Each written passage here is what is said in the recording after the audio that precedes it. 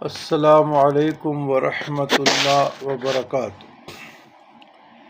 اللہم صلی علی سیدنا محمد وعلی آل سیدنا محمد صلاۃ دائمۃ بدوام ملک اللہ عدد ما فی علم اللہ صلاۃ دائمۃ بدوام ملک اللہ۔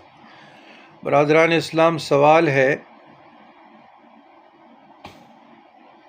کہ نکاح کے بعد مجھے معلوم ہوا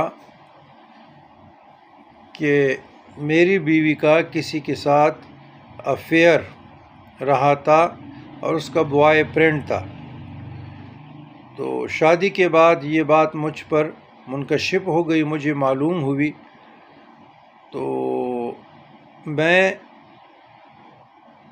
اس خاتون کو آزاد یعنی طلاق دے دوں یا رکھ لوں، اور کیسے رکھوں؟ بین و توجہ۔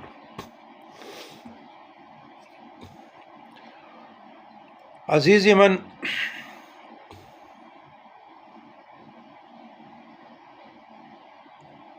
شریعت مطہرہ کا واضح پیغام ہے،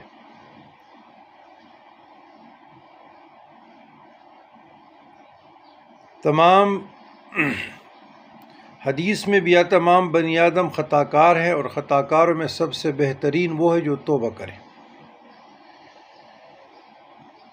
اور ان اللہ یحب التوابین و یحب المتطہرین، اللہ توبہ کرنے والوں کو اور پاکیزہ لوگوں کو پسند کرتے ہیں۔ یحب المتطہرین، پاک صاف لوگوں کو۔